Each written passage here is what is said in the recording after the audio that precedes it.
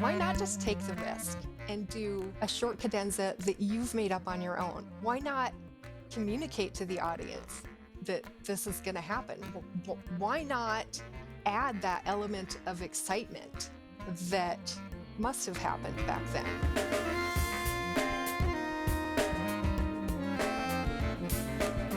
Hi, I'm Sean Perrin, and you're listening to the Clarinet Podcast, the show for clarinetists looking for in-depth, career-accelerating conversations about all that's neat for clarinet.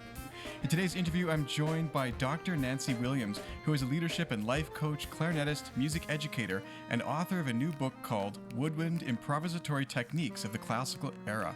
Before we get started today, I'd like to thank our season sponsors, Leger Reeds and Bakun Musical Services, for making today's show possible. The new Bakun Q-Series clarinet features a completely redesigned bore inspired by the Bakun Custom Series clarinets. This means you can play and perform like the pros, but for less. Use code CLARINET at bakunmusical.com to save 10% on your entire purchase and try the Bakun Q-Series or Protege clarinet risk-free for 30 days. Just pay the return shipping if you aren't fully satisfied. Shop now at bakunmusical.com and use code CLARINET at checkout.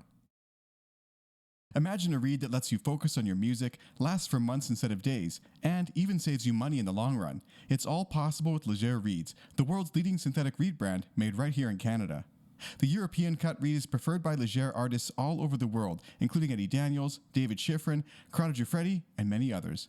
It offers a warm, clean sound with a great ease of articulation and is now available for E-flat, B-flat, and the bass clarinet. Learn more at your local music store. Or you can now save 10% on your Leger reeds with code CLARINET at checkout at leger.com. That's LEGERE.com.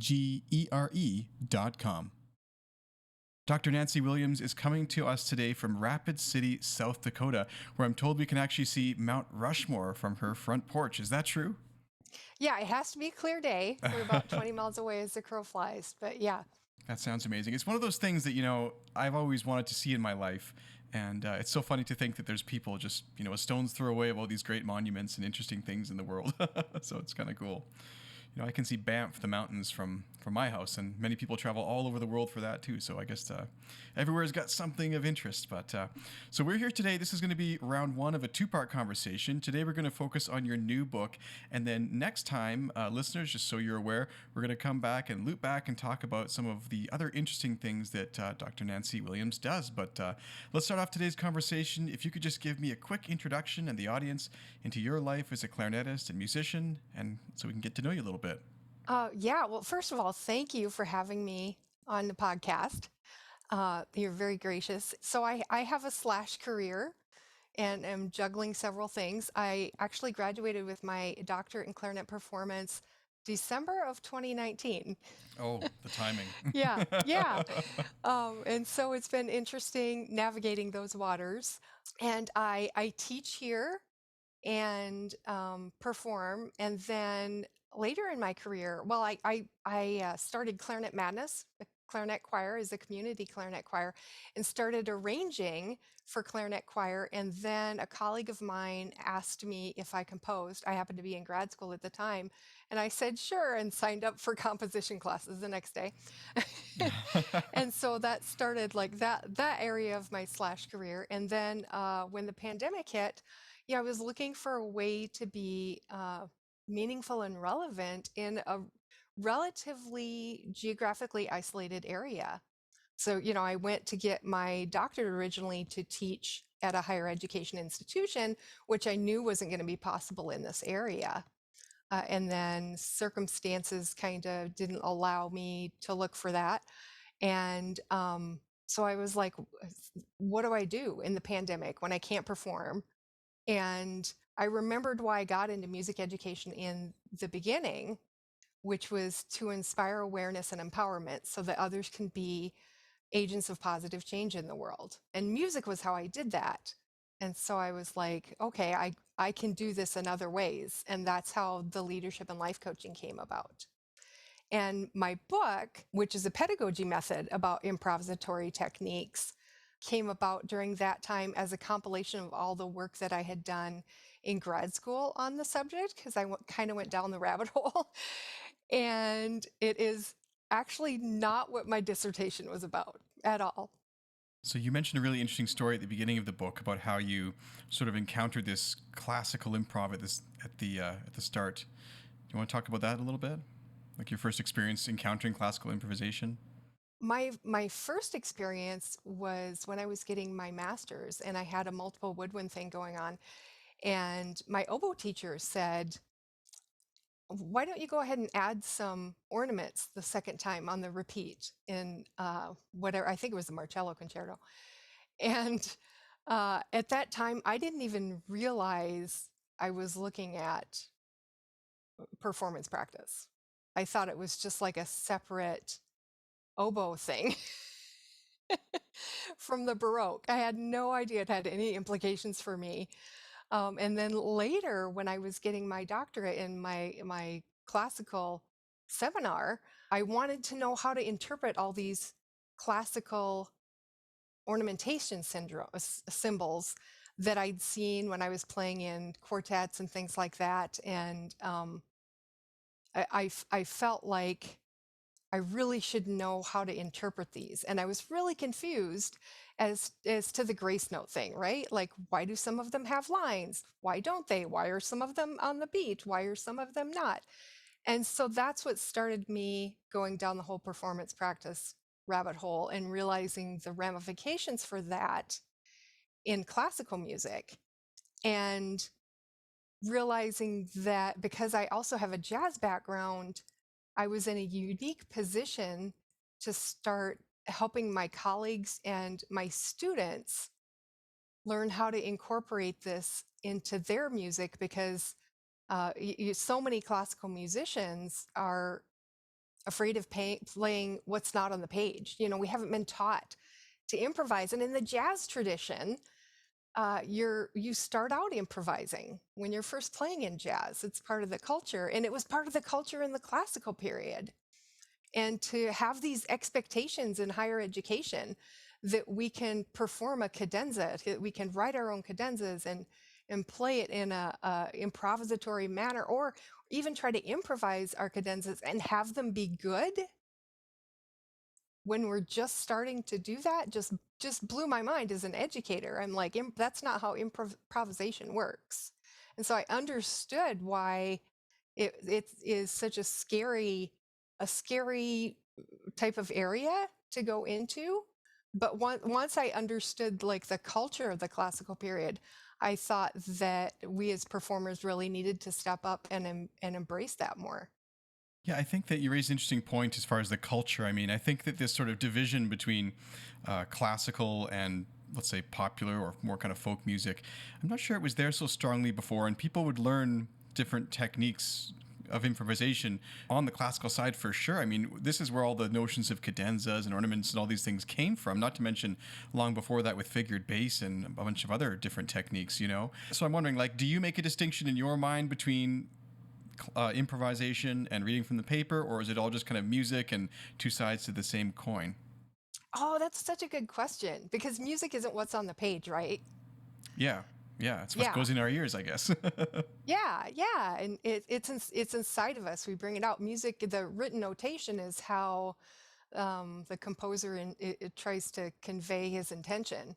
You know, I think that that philosophy has changed over time. You know, in the Baroque period, which clarinetists don't come from, and I think other instrumentalists get a better idea of that philosophy of the performer helping to complete the piece. Because in the Baroque piece, composers wrote more of an outline.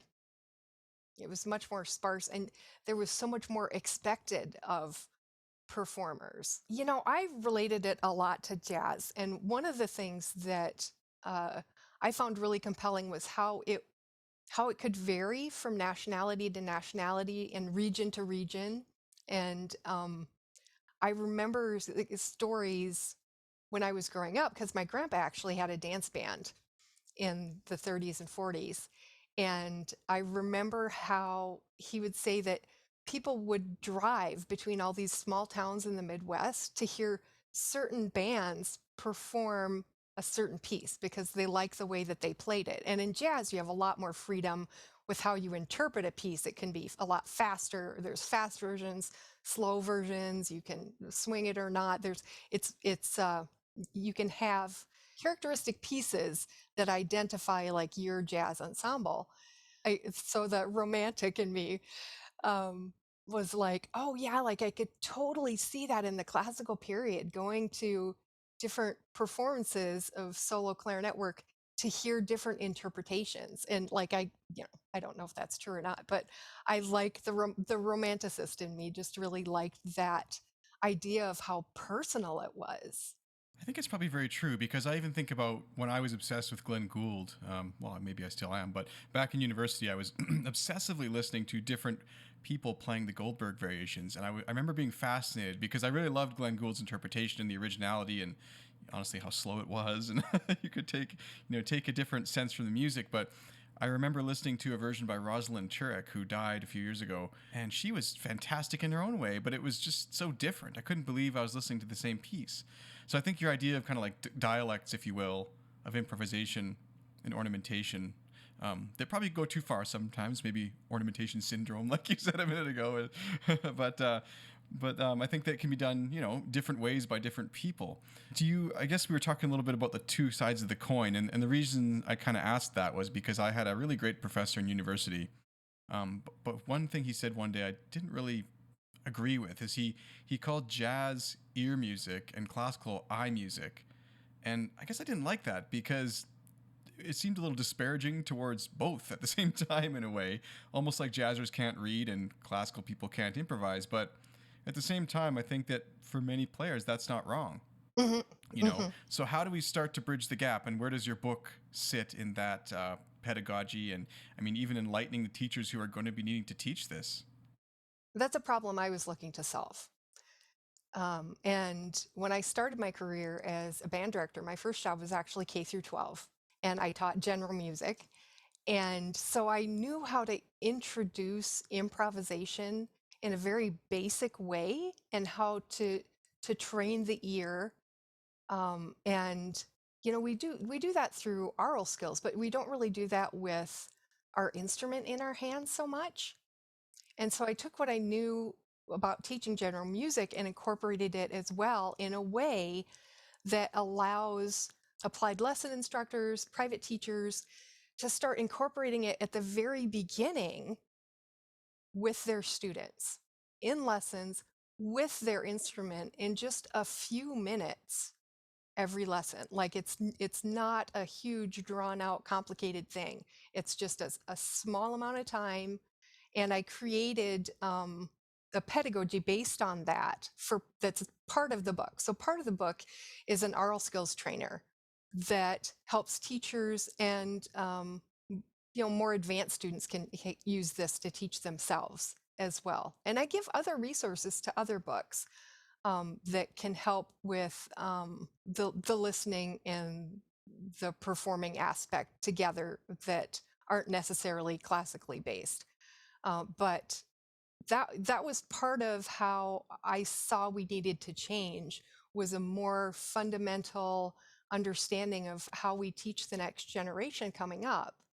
And what I was really surprised in that when I started incorporating this and experimenting with it in my own private studio is how many other aspects of their playing improved just because they were listening so much more carefully, and tone and intonation and musicality blossomed, which I kind of expected. Like the scientific the experiments that had been before that I was researching had said that those were long-term benefits. I was super shocked at how quickly those benefits happened. And so that's how I chose to address that situation. And I call my colleagues to start incorporating aural skills with the instrument into their lessons as well, even if they're not using my book, because music isn't just on the page. Even if you're only playing what's written in ink, that's not where music comes from. And the more we learn to open our ears, the more we're going to be more musical, and the more we're going to get the benefits of all these ancillary aspects of improvisation. Well, I definitely think it's more intertwined than people realize. I mean, even making the decision to, let's say, end a note a little early or hold it a little longer, or to swell or not swell a note, or to phrase a little differently than what's on the paper. I mean, these are improvisatory choices, you know? And I remember I was a fairly latecomer to improvisation in a way, but maybe not. It just was kind of in my head, I think. But I took some improvisation lessons to go with a CD project that I recorded, which recently turned like 6 or 7 years old, which is hard to believe it was that long ago now. But anyway, I remember that it gave me such freedom because inserted these sections of improvisation into the pieces, and part of that went on the CD. And but just the freedom to play that and sort of be lost in this free time, and then come back at a place where we knew was coming up was very liberating in a way. Do people find that that's a common experience of feeling liberated from the paper? Oh, I haven't really asked that question. For me in my studio, it's more about just getting them over the fear. And so I would think that would be.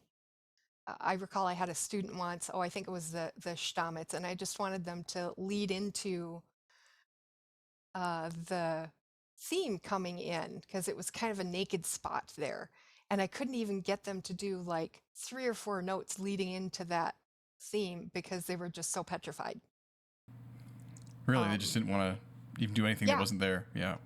Sorry, yeah. I wonder if some of this sometimes though comes from teachers who are very rigid, or I don't really know what the word is, but I mean, I remember one time I had a piano teacher, and I was doing some piece, maybe just by show, but I'm not a great pianist, but it was some very simple piece of some sort, and it was the first time I nailed it. And I got to the end, and I added a little arpeggio or something, and just finished it off with a different kind of ending. And she was horrified. She said, "Oh, that's like if a chef were to take a cup of soup and spit in it. I mean, you could still eat the rest of the soup, but you never would want to, like, it's the whole soup is ruined." And I was like, "What?" I mean, I'm pretty sure Chopin improvised this piece and then, in his head, and then wrote it. Like, how do you think it came to him? Just like from the sky and straight onto the paper? Like, no, he can play the piano literally and come up with these ideas and then put them on paper. Why can't I add my own ending if I feel like it right now? And it really, I could see to a kid that would be so jarring and disturbing. But to be fair, I mean, a lot of piano competitions and things, you're preparing a very exact, repeatable, consumable version of a piece, and there's no room for, maybe, I don't know what the word would be, but fluff like that, at the end, you Well, know? and that was the ultimate controversy, which caused it to come out of favor with the rising of the middle class and more people buying instruments, having time to practice them that weren't necessarily educated in the vein that musicians before them had been educated, didn't have that experience and exposure.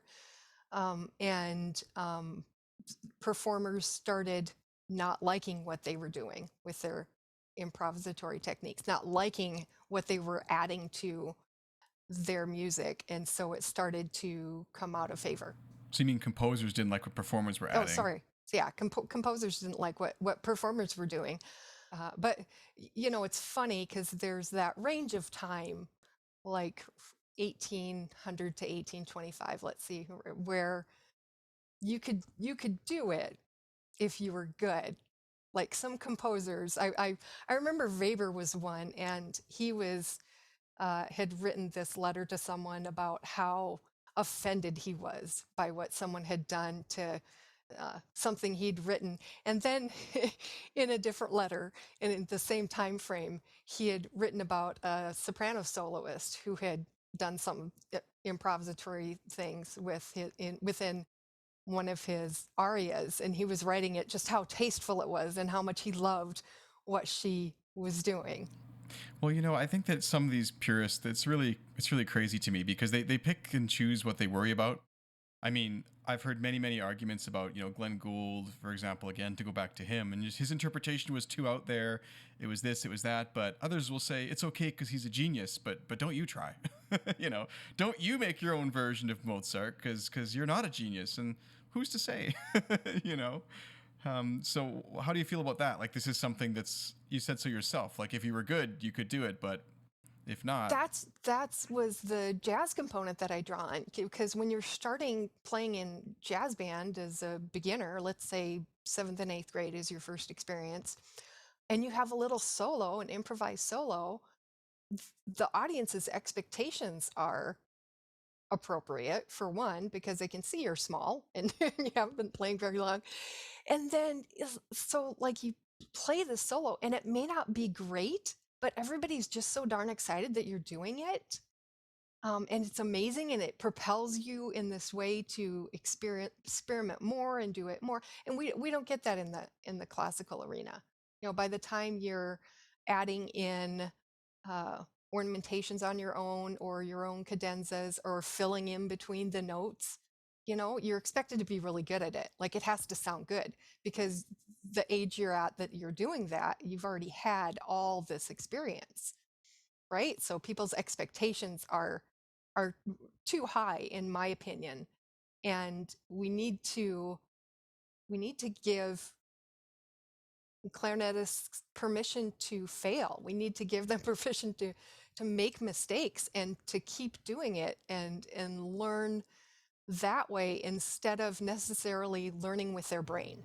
Well, that whole to fail, the permission to fail thing is so important, and I bet you talk about that with your imposter syndrome stuff, which we'll go into next time. But I mean, even me over the pandemic, one of the things I was doing was taking some guitar lessons. I've always wanted to get better, and even write some of my own songs. And I think the improvisation training kind of gave me the confidence to do some of that. But I've been going to an open mic night near my house, and I haven't played yet.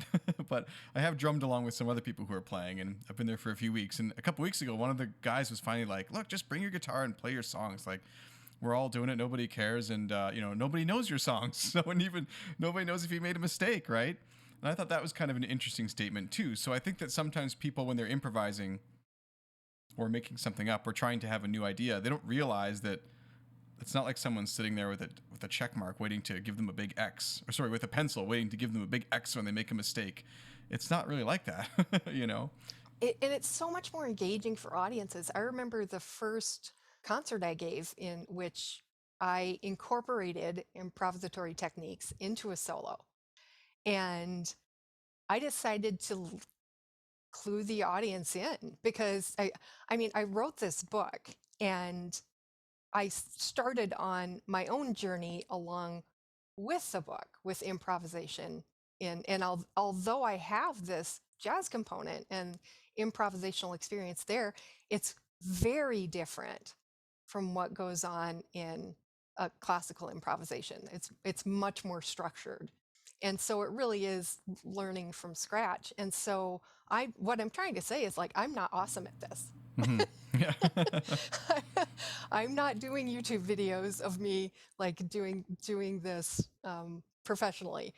But I figured I should, put my money where my mouth is, and start incorporating it in my own performances. And I was surprised pleasantly by how much more of a meaningful performance that was.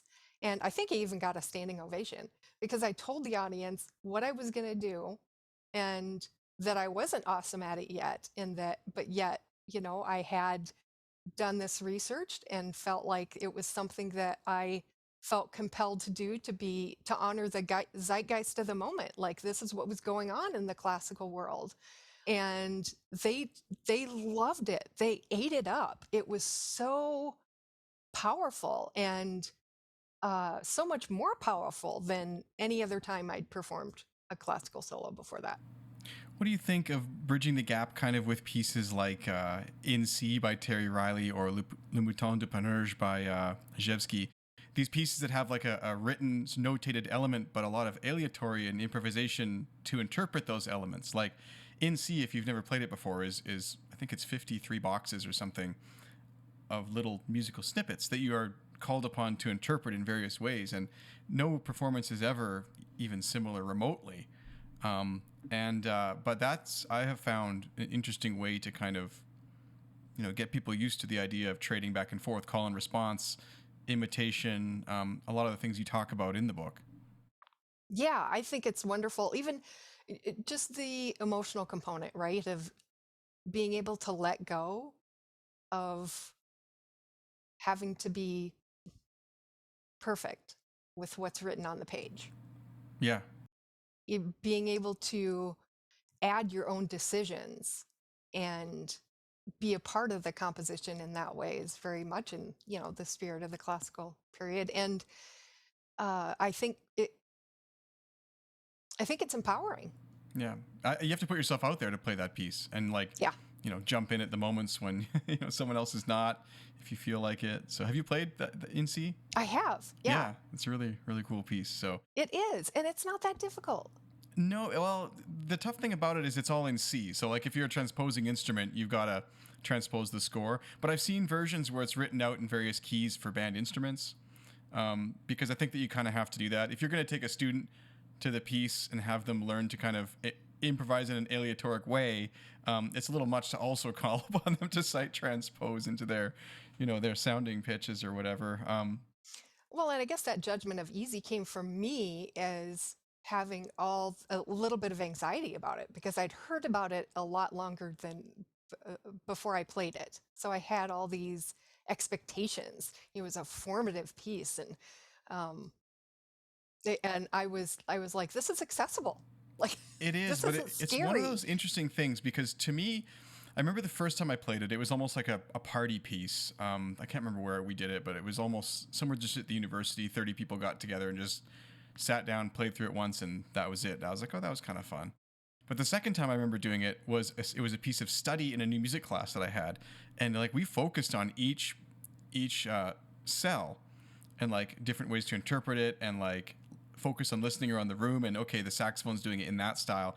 I mean, you can choose to do it in a different style, but if you do it in a similar way, it becomes this cool kind of echoey effect, and just the idea of even rehearsing sections as a group to say, okay, let's try it like this, let's try it like that, and before you know it, you've got kind of a repertoire of ideas to go to during the concert, which is kind of cool. So but anyway, yeah, if you've never checked it out, I would highly recommend trying to play in C, looking into different versions. My favorite recording is not the original. I find it to be too kind of upbeat and whatever, but poppy maybe. I don't know. It's cool, but I really love the Kurama Percussion Ensemble, I think is what it's called, with the Hilliard Ensemble. It's amazing. Really, with a choir of all things. It's really cool. Well, and I love, I forget the word that you used, but how you had like this bank of ideas to draw from. Repertoire, maybe. And that was another thing that struck me with my research is how um, I I call them prescribe. Oh shoot, I forget what I call them. Let me That's okay. This is edited. prescribed diminutions. There we go. In that, but I liken them to like the licks that jazz players learn ahead of time and the things that they practice in case they get in trouble. So they also have this like bank of ideas to draw in on, and how they were doing that in the classical period also. And I found that fascinating. So let's talk about some of that as far as the different repertoire people use. And I like your book is laid out in a way that you're actually going through various types of levels, almost improvisation levels. And I think that those are adding to the repertoire as you go. So you've got imitation, call and response, various patterns, harmonizing, ornaments, cadenzas. Like you've kind of put it all out in a really interesting sort of leveled way. But I have to say it's interesting to me because I have a 3-year-old and a 6-month-old, and I noticed with this a lot of the ways that you teach someone language are the ways that you're talking to teach music. Because like even with my 6-month-old, we start off right now by she makes a sound, I'll do the same one and see if she'll do it again. I'll try and teach her some other sound and if she can copy. But my older child, like it's more about strings of words or saying something maybe it's a little funny that catches her off guard, see if she's picking up on it kind of thing. But I see a lot of that in this music training. So first of all, let's go through some of those ideas and things we can add to our repertoire and maybe why, but also relation to other kind of learning styles and languages. Oh yeah, well, music is a language, right? And yeah, so that was the area that stemmed from my general music experience. And when we're introducing pitches, new pitches, and how to correlate them with the pitches that we already know, and how to string together notes into melodies and call and response and all of those things, I had a very, you have to build on what you know. That's why I wrote it that way. I'm like, you can't expect students to do this if they haven't done this first. Yeah, just sit down and play a cadenza. Do it now. Right? Yeah. Yeah. Like And one of the funny things is that one of the people that beta tested my book was really adamant about not including the harmonizing part. He's like, that's just way too difficult. Like you really should be going in there and figuring out the chord structure. And I'm like, that is the opposite of what I'm going for. You know, the whole point is to let's open up our ears and start making decisions with our ears instead of Oh, I see what you're with saying. Yeah, yeah. yeah, Yeah, yeah. And I'm not like diminishing anyone who is going through and figuring out the chord structure to help them with improvisation. That's not what I'm doing. But in the aural skills builder part, it was the antithesis of what antithesis. I yes, yes, of what I was going for. And his argument is that it was just too difficult. He was like, I have college students that can't do this. And my answer was, well, yeah, because they haven't done the stuff before it. And also, I can go and get you two middle school girls in choir that can do this. Yeah, that's interesting. I think it's a perspective a bit based on you're discussing kind of just hearing where a harmony could go. And I mean, everyone can do this, I think, if they try, but maybe what he's thinking more is like to do it, quote, properly in some kind of way that might be fitting with the key. Like, is that what he means, maybe? I'm not sure. His was, yeah, his was more of a, this just seems far too difficult to include in there. And his experience was as a professional orchestral musician and the types of students that were coming to him. And my experience was as a more comprehensive, that's not the right word, but I'd been teaching students and teaching them how to do this, younger students that didn't come from that type of rigid environment that often orchestral students are trained in. I see what you're saying. So I thought he was coming at it from like a jazz perspective of trying to like properly harmonize, and in that I guess I could sort of see that perspective. But you're totally right, because I bet if you called on half of college students to play Happy Birthday, they couldn't do it. I wonder what that number really is. But just name a folk tune, and can you play Ode to Joy and all the keys? I mean, I don't know. Maybe they can't. A lot of people don't. But I like to actually, when I do startup workshops now with kids, just to kind of get off the rails a little bit, but I actually stay away from the page entirely. I just get them to put the music stand behind their chair because I've got to see what they're doing. And then by the end of the session, I teach them how to play, a few folk tunes, like let's say Ode to Joy and a couple others that are easy in the moment, just without the burden of kind of also trying to learn where the notes are on the staff, because they don't really, I find, need it. And they're a little bit better suited to just, okay, listen, am I going up or am I going down? Like, just move your fingers in that order. I mean, if you don't know, try it again next time. We're going to repeat it like 20 times. So it's not really a have to get it first time kind of thing. But I find that kids are a little more receptive to that at first. And then if you add the music in after that, it kind of is like, okay, that is the stuff I was just doing, and that's what it looks like on the paper, instead of let's turn these abstract dots into sounds with my fingers, you know? Right, and that's a music education attribute there, the sound before sight that I do. I don't have very many beginners anymore, but when I was teaching beginners, we didn't do anything with the book open at first. And I was teaching them, or like when I teach 12s, they don't know what those notes look like on the staff before they're playing them. They're just doing them in this exercise. Yeah, yeah. And so that's a foundation of the educational premise.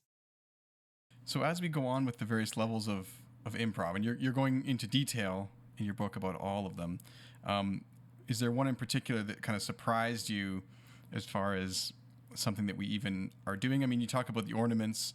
I mean, there's so many ways to interpret various ornaments. Maybe that'd be a good place to start, just like the surprising knowledge within that one section. You know what I mean?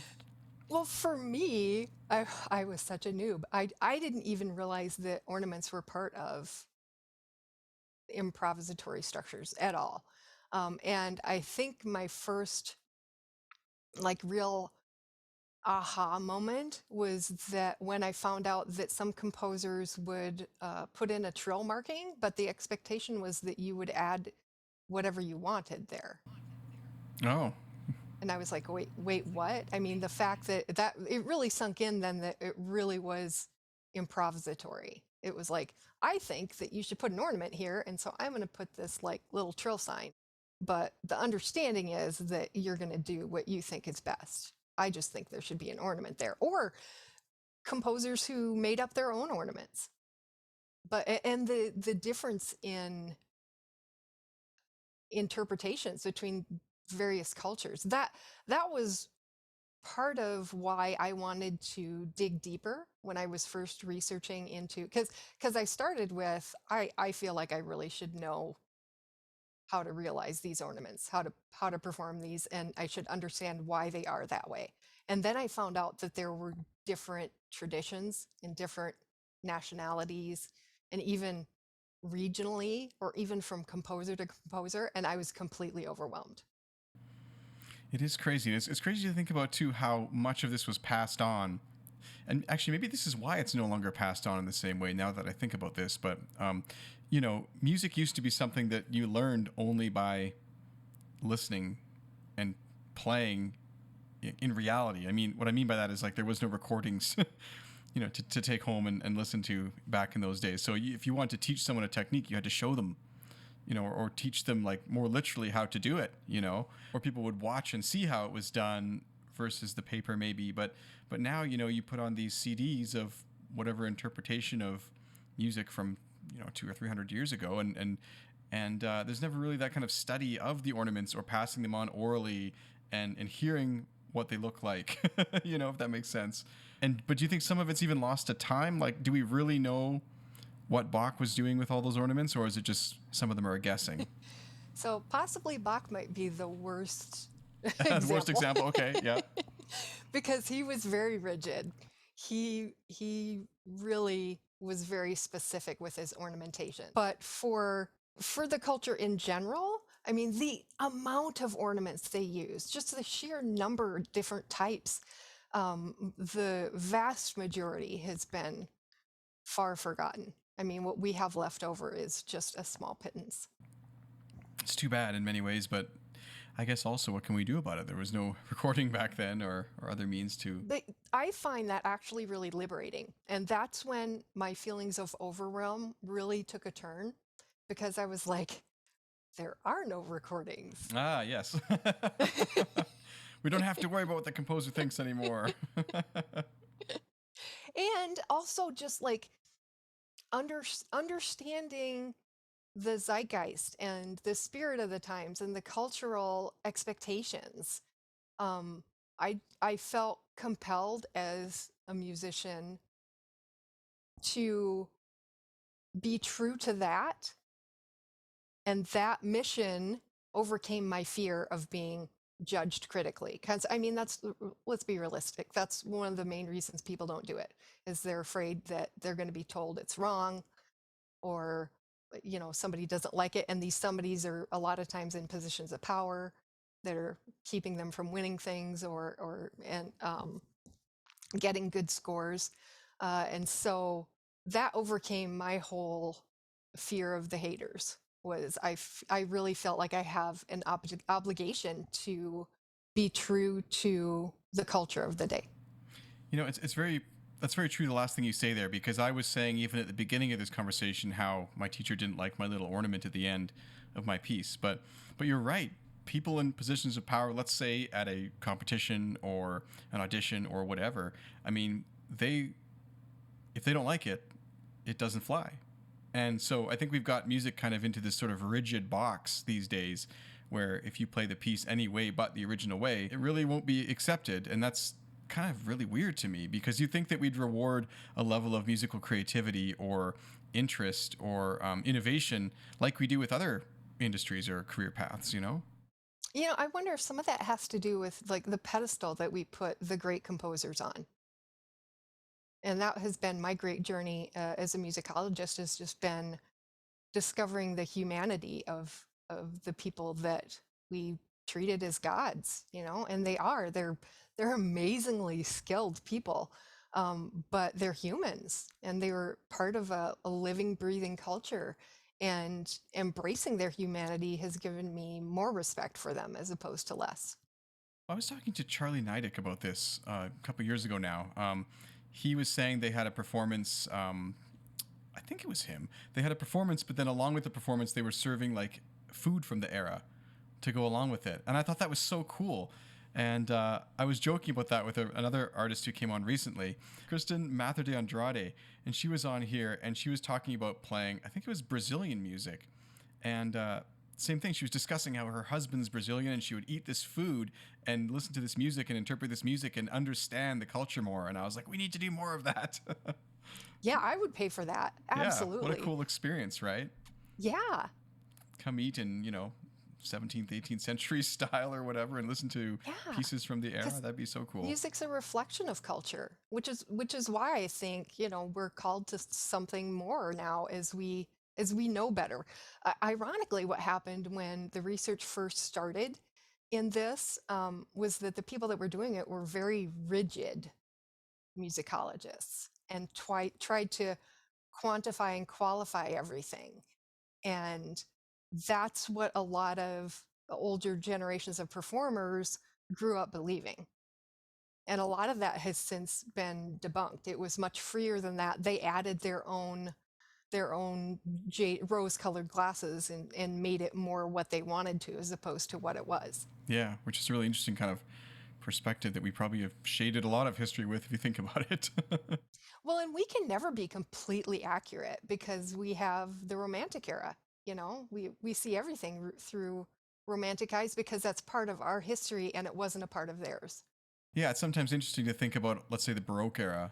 Think about all the music those people had not heard or would never hear. It's all sad in a way, but they didn't know any of these pieces. So what they had was this music and whatever came before it, and that was it. It's kind of weird to think about that way.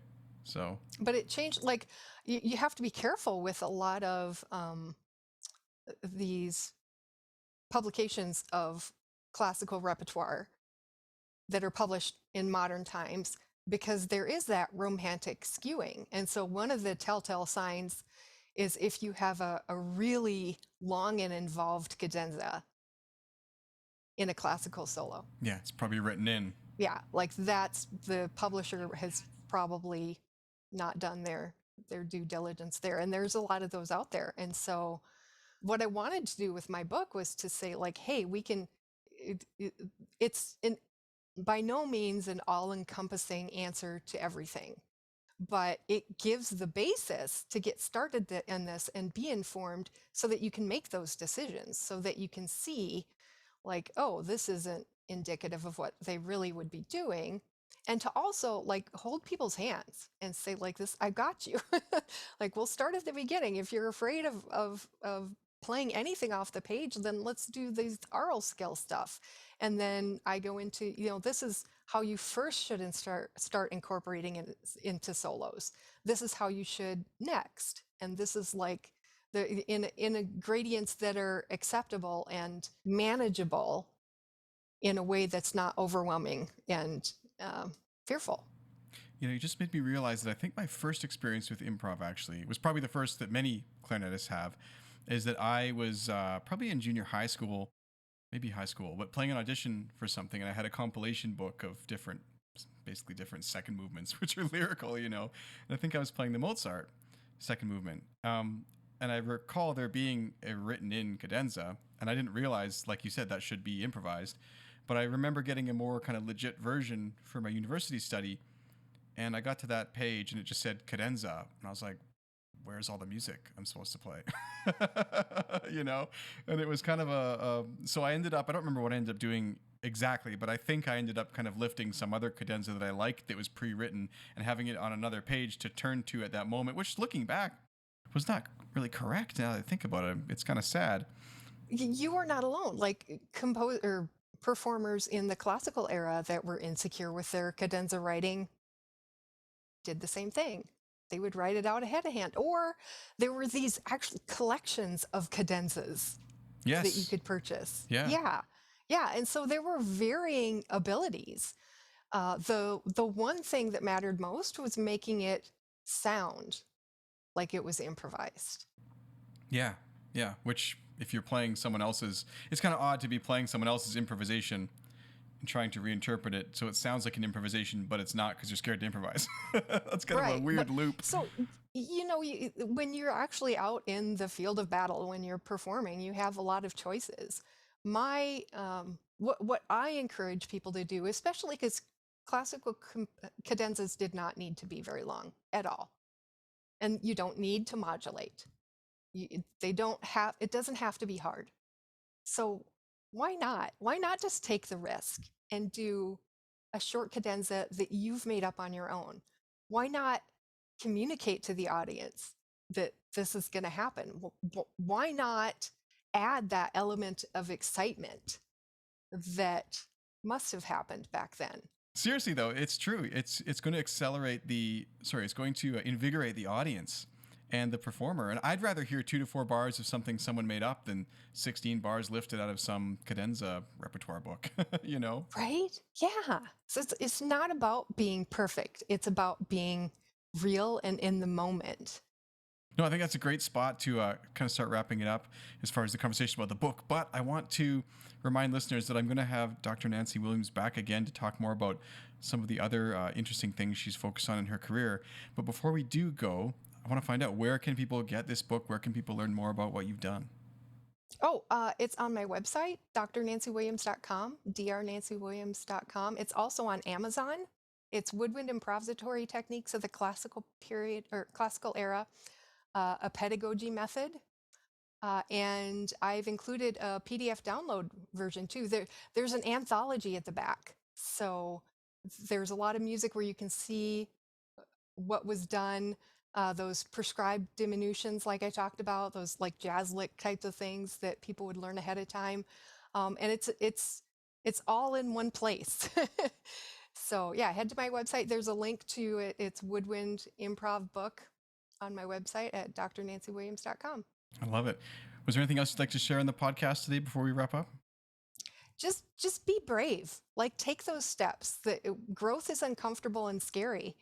And I think it's well worth it if you start incorporating these aspects into your performing of classical literature. I think the payout is worth the pain. I love it.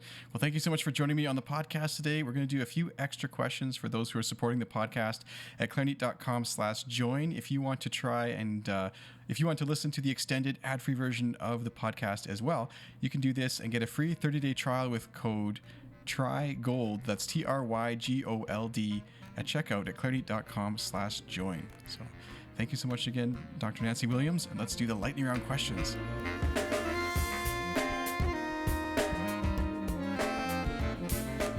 Imagine a reed that lets you focus on your music, lasts for months instead of days, and even saves you money in the long run. It's all possible with Leger Reeds, the world's leading synthetic reed brand made right here in Canada. The European cut reed is preferred by Leger artists all over the world, including Eddie Daniels, David Schifrin, Corrado Giuffretti, and many others.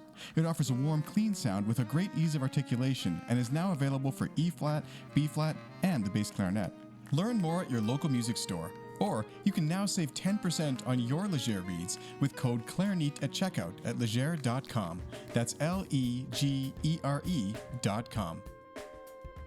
The new Bakun Q-Series clarinet features a completely redesigned bore inspired by the Bakun Custom Series clarinets. This means you can play and perform like the pros, but for less. Use code CLARINET at bakunmusical.com to save 10% on your entire purchase and try the Bakun Q-Series or Protégé clarinet risk-free for 30 days.